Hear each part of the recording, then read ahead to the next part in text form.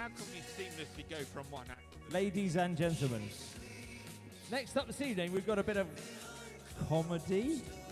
Well, I wouldn't go that far. Spoken word, should we say. Please give it up, ladies and gents, for Chris. Hello, hello, hello. How are we all? I haven't been here for a year. He wouldn't let me come back the last time. He said, That's right. no, don't come back. Anyway, but I just thought I'd tell you that I'm, as you can tell, if you saw me a year ago, I'm still as good looking as ever. And by the way my clothes hang, I am still having a very distant relationship with the gym. Who's Jim? Well, there he is over there.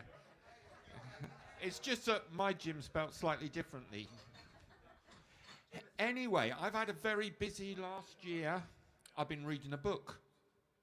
I'm a very slow reader, and it was Donald Trump's The Art of the Deal.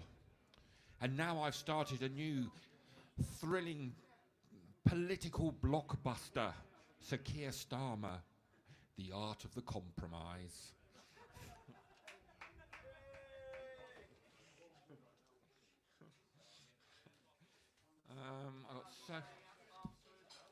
What?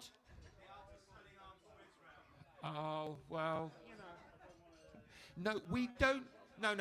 Let's get this right, Chris. We don't sell arms to Israel. We sell them spare parts. Yeah. So if we didn't send them the spare parts, the planes wouldn't fly.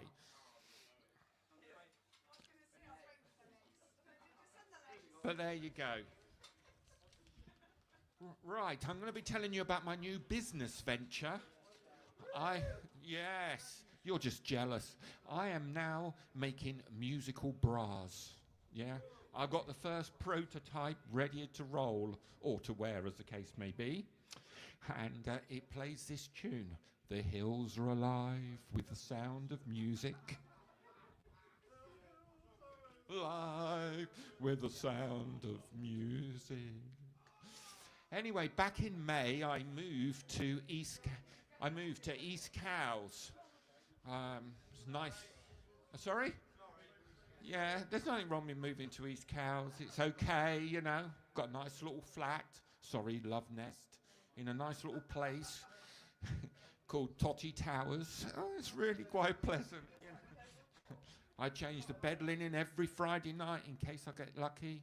I've never actually had to change it again on the Monday morning, but, you know, you live in hope. I must admit, the dating scene in God's Waiting Room, or should I say Seaview, was a little dead, yeah? All the ladies appeared to be just a little bit older than me. The advantage was you never had to meet their parents. The disadvantage was you could never hold their hand on a date because they were too busy holding on to the Zimmer frame. But you always met their children and grandchildren on the second or third date down at the Creme.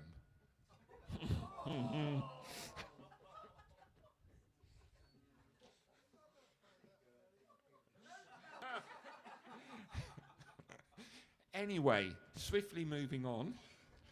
I've been dating a vegetarian and cinephile. And I just want to say now that cinephile is a really posh name for a movie lover. Yeah? So I've had very many loved up evenings, sat on the sofa watching films. You know, films like The Texas Chainsaw Brassica and Tofu Panda and The Lamb Shank Rejection.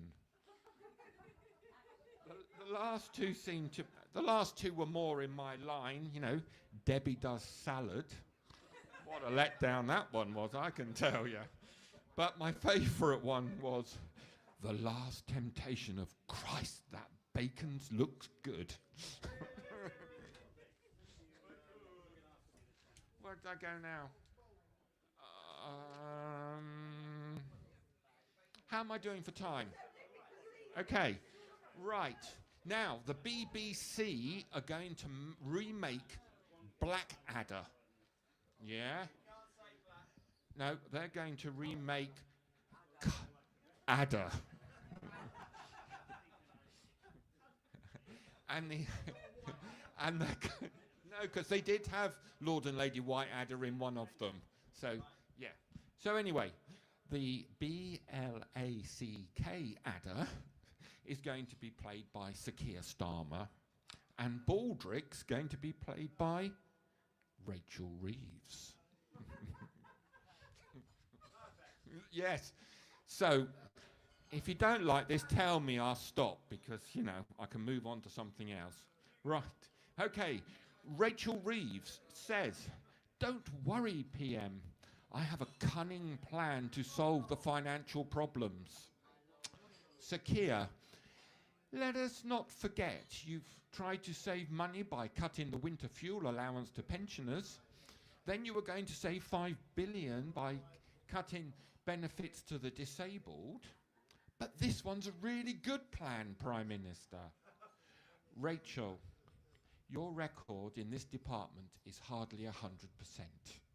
What is it this time? Cutting back on illegal immigrants. Go on. Illegal immigrants pay £5,000 to cross the channel. So if we issue them with passports in Calais and then fly them out on Con Air to the UK at £50 a ticket, we will save in two ways. One, there'd be no more illegal immigrants coming into the UK, and secondly, we're going to save on hotel costs because they'll be able to afford their own. And with this money, I can keep my self-imposed fiscal rules. I don't know if I can keep doing this.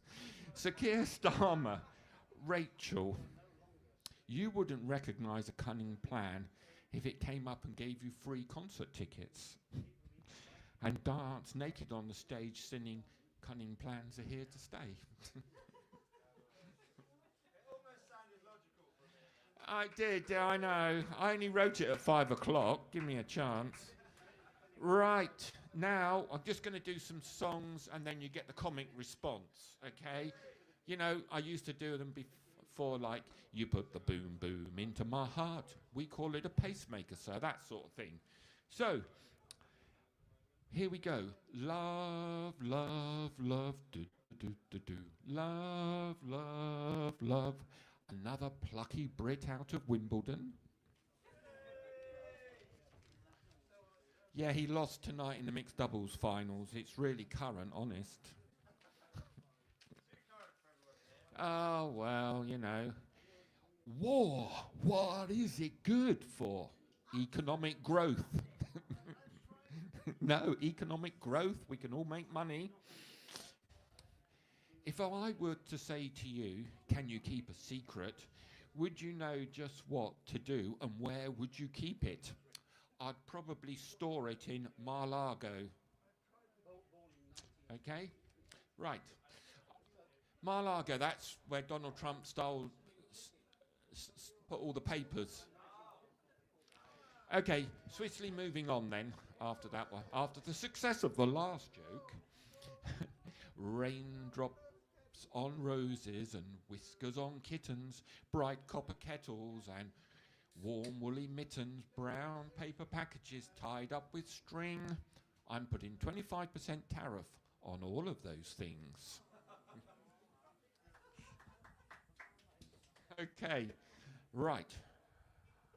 I'm the god of hellfire, and I bring to you Teslas. It's my party and I cry if I want to, cry if I want to, cry if I want to. You would too if it happened to you. No, Rachel, you're just the Chancellor, not the leader of the Labour Party. And finally, earlier this week, Norman Tebbit died.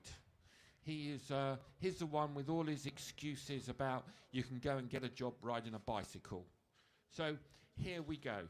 I want to ride my bicycle, I want to ride my bike. Who gave Norman Tebbit a bicycle down here in hell? And anyway, thank you very much. Ladies and gentlemen, the very funny Mr. Chris Hurst.